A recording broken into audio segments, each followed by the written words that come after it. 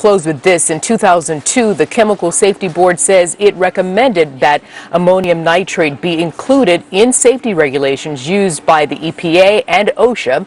Neither agency had adopted the recommendations at the time of the explosion at West Fertilizer. Jen? Arthel, thank you. Well, a doctor claims he was drugged. This after racking up a huge tab at a New York City strip club. Last November, this New Jersey cardiologist apparently made 4 trips to a club called Schorr's in just 10 days.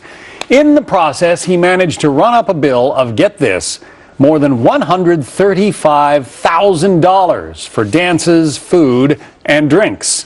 Jenna's looking at me skeptically. I mean, that's just going to be my expression throughout this entire segment. We can't make this stuff up, folks. He signed for it using his corporate Amex card, but now he refuses to pay, saying an employee must have slipped him a Mickey because he never would have approved the charges. He was drugged, you see.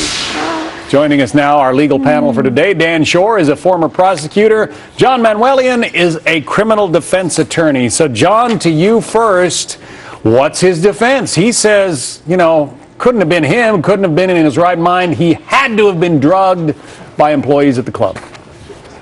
Well, sure, because it's a $135,000 bill, and it's the price of some people's houses, right, John?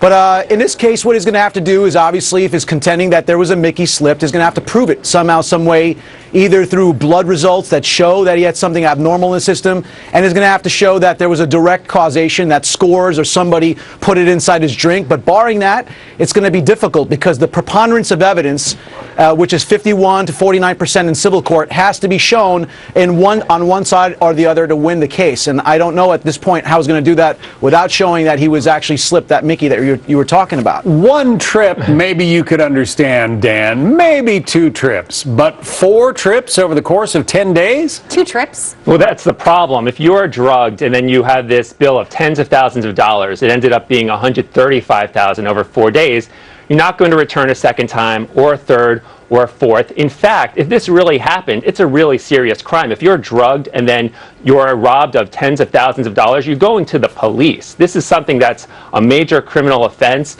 And for him to have done nothing and then later on say that he was drugged on these 4 occasions, highly unlikely. Also, supposedly, there's video surveillance at the club that can confirm that he voluntarily went to the club on each occasion. It's a hard story to believe.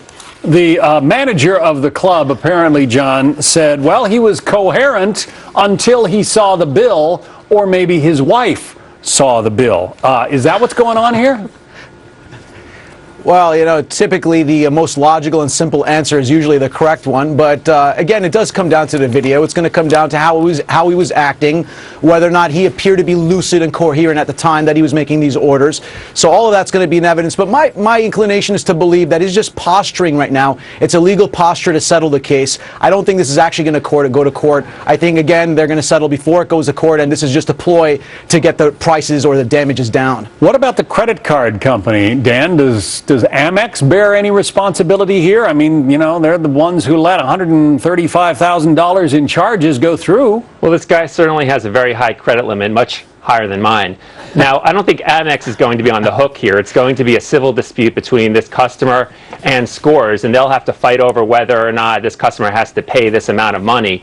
But he would have to show that he was drugged and didn't authorize any of these charges. And as we have been discussing, that's really hard to believe. He went there 4 times. We could also look at the credit card slips to see his signature. Does it look like a clear signature, or does it look like someone who's really not really clear about what's going on, just scribbling something? There's a lot of information we still need to know, but it's a hard case for this customer to make. One newspaper writes that the heart doctor was spreading the love at that particular establishment. Let's get down to the naked truth here. Gosh.